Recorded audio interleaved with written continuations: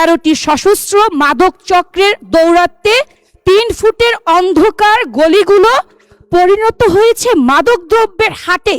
শুধু তাই নয়, শিশু কিশোর নারীদের ব্যবহার করে বছরে 360 কোটি মাদকের জমজমাট ব্যবসা চলছে।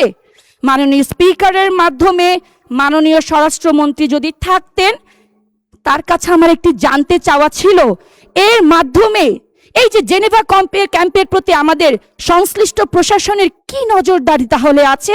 আমাদের সম্মানিত জমিরুদ্দিন সরকার স্যারের জানাজাতেও অনেকে আসতে পারেন নাই জলবদ্ধতা যানজটের কারণে।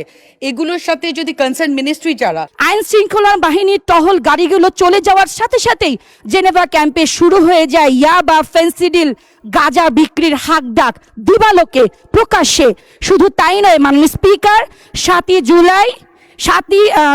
জুলাই দৈনিক প্রথম আলো 2026-এর দেয়া প্রতিবেদন অনুযায়ী মাত্র 3 দিনের ব্যবধানে খুন হয়েছে পরপর 2টি, শুধুমাত্র এই মাদক দ্রব্য চোরাচালানের ব্যবসাকে কেন্দ্র করে। মহিলা আসন নম্বর 47 তাসমিয়া প্রধান, আপনার সময় 2 মিনিট। ধন্যবাদ।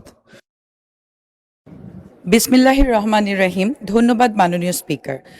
আমার উত্থাপনীয় বিষয় বিশ্বের সবচেয়ে কম বাসযোগ্য শহর ঢাকা।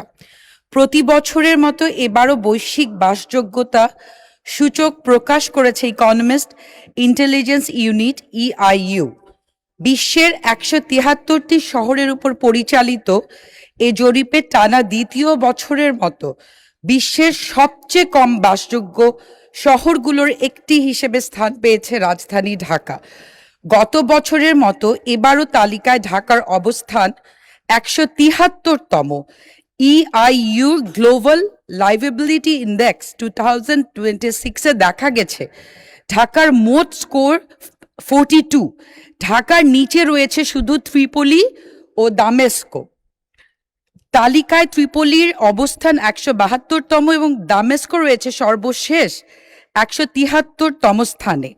মূলত বহুজাতিক প্রতিষ্ঠানের মানব সম্পদ HR বিভাগকে সহায়তা এবং প্রবাসী কর্মীদের সুযোগ সুবিধা নির্ধারণে এই সূচক প্রকাশ করে EIU। EIU শহরগুলোর বাসযোগ্যতা মূল্যায়নে 5টি সূচক বিবেচনায় নিয়েছে: স্থিতিশীলতা, স্বাস্থ্যসেবা, সংস্কৃতি, পরিবেশ, শিক্ষা এবং অবকাঠামো। প্রতিবেদনে বলা হয়েছে গত কয়েক বছর ধরে বাসযোগ্যতার সূচক ধারাবাহিকভাবে তলানির নিচে রয়েছে ঢাকা। মাননীয় স্পিকার, আপনার মাধ্যমে আমি একটু আমার কনসার্ন যারা মিনিস্ট্রি আছে তাদেরকে একটু রিকোয়েস্ট করতে চাই। আর একটা কথা বলতে চাই যে সাম্প্রতিককালে আমরা ঢাকায় জলাবদ্ধতা দেখেছি। আমাদের সম্মানিত জমিরুদ্দিন সরকার স্যারের জানাজাতেও অনেকে আসতে পারেন নাই জলবদ্ধতা যানজটের কারণে। এগুলোর সাথে যদি কনসার্ন মিনিস্ট্রি যারা তাহলে এই বিষয়গুলি দেখেন, তাহলে আমাদের প্রাণের শহর ঢাকা বাসযোগ্য হয়ে। আপনাকেও ধন্যবাদ মাননীয় সদস্য। মহিলা আসন নম্বর 48 মাহবুবা হাকিম, সময় 2 মিনিট। ধন্যবাদ আপনাকে। আসসালামু আলাইকুম, বিসমিল্লাহির রহমানির রহিম। ধন্যবাদ মাননীয় স্পিকার। মাননীয় স্পিকার, একদিকে আমরা সংসদে বসে টেবিল চাপড়ে করি আইন প্রণয়ন, অন্যদিকে প্রকাশ্যে আইনের লঙ্ঘন। এই বৈপরীত্য কি করে গ্রহণযোগ্য হতে পারে?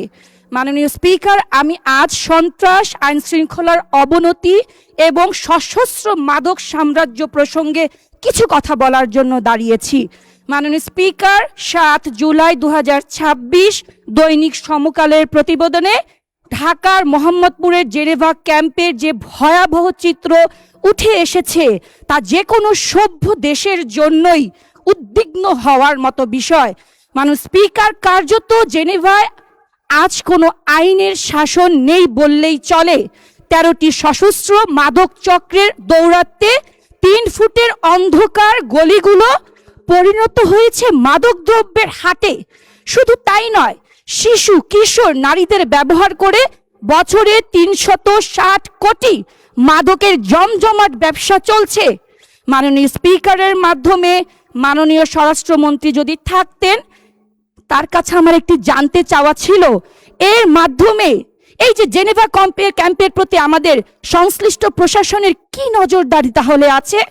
মাননীয় স্পিকার, আইন শৃঙ্খলা বাহিনীর টহল গাড়িগুলো চলে যাওয়ার সাথে সাথেই জেনেভা ক্যাম্পে শুরু হয়ে যায় ইয়াবা, ফেন্সিডিল, গাঁজা বিক্রির হাকডাক দিবালোকে প্রকাশ্যে। শুধু তাই নয় মাননীয় স্পিকার, 17 জুলাই দৈনিক প্রথম আলো 2026-এর দেওয়া প্রতিবেদন অনুযায়ী মাত্র 3 দিনের ব্যবধানে খুন হয়েছে পরপর 2টি, শুধুমাত্র এই মাদক দ্রব্য চোরাচালানের ব্যবসাকে কেন্দ্র করে। তাই আমরা বলছি সবার আগে বাংলাদেশ, সবার আগে বাংলাদেশের। আপনাকে ধন্যবাদ মাননীয় সদস্য।